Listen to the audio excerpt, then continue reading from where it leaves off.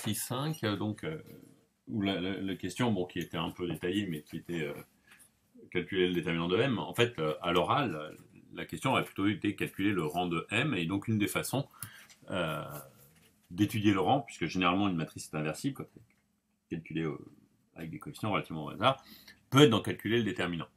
D'accord ? Alors, toujours un bon réflexe, qu'est-ce qui se passe en petite dimension, donc n égale 3. Toujours dans l'idée de comment je vais travailler ceci, mais pour le rendre ensuite simplifié. Donc la ligne 3, je vais faire un pivot de Gauss, remplacé par la ligne 3 moins alpha, la ligne 1.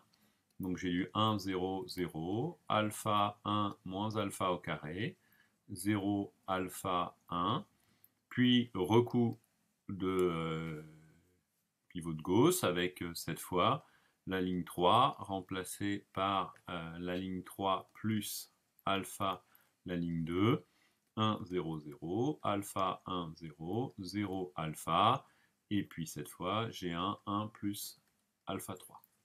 D'accord ? Donc ce qui nous donne le déterminant de M qui vaut 1 plus alpha au cube. Méthode qui sera facilement généralisable. Gros intérêt de cette méthode, puisque j'ai fait un pivot, j'ai le rang. Puisque lorsque alpha cube vaut 0, alpha cube vaut moins 1, pardon. Alors attention, alpha cube égale moins 1, ça n'équivaut pas à alpha égale moins 1, ça équivaut à alpha appartient à moins U3.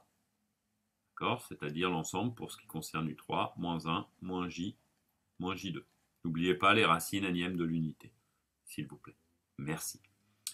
Autre intérêt de cette méthode, une fois qu'on a fait ça, lorsqu'on a cette valeur-là, ce qu'on a appliqué, notre pivot de Gauss s'applique, et donc ici j'obtiens un 0. Si j'obtiens un non nul, évidemment, matrice inversible, déterminant nul, donc rang égale 3, et là j'obtiens que le rang, même dans les cas défavorables, c'est-à-dire dans le cas où alpha 3 vaut moins 1, le rang vaut 3 moins 1 qui vaut 2. Méthode, c'est celle que j'ai utilisée, qui est généralisable. Autre méthode possible qui m'a été proposée dans pas mal de corrections, qui marche fort bien également, de partir directement sur le rang M par un développement. Alors, de grâce, indiquez-moi vos développements. Indiquez-moi les opérations que vous faites. Donc ici, par exemple, si je développe par rapport à la colonne 1, j'ai un 1 ici, et là, attention, celui-là est en position n, ce qui fait que, donc là j'ai que des zéros qui vont intercaler, donc j'ai une fois le déterminant obtenu, alors là on va dire que j'étais en taille n, et donc le même déterminant, lorsque j'enlève le 1 ici, la matrice que j'obtiens là, il faut que je vérifie, c'est bien exactement la même. Donc m n-1, d'où une... Non, j'ai dit une bêtise, pardon. C'est pas la même puisque j'ai pas de alpha en dessous, justement. Donc c'est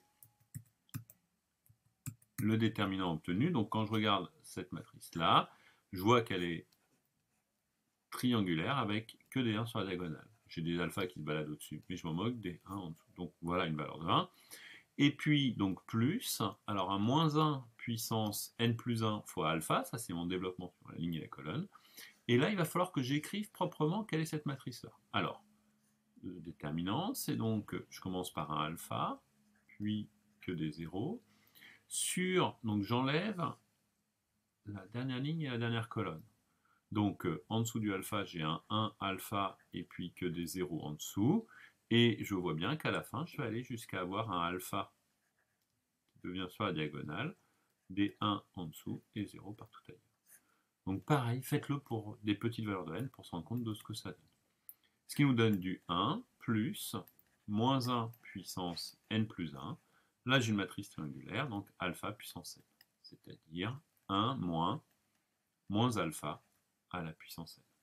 Donc, le déterminant n'est pas nul, si et seulement si, déterminant est nul, pardon, si et seulement si moins alpha appartient à un. Donc on retrouve bien exactement la même chose. En revanche, ce calcul ne donne qu'un calcul de déterminant. Il faut encore après justifier le rang qui vaudra n-1 dans le cas où alpha est bien dans moins un.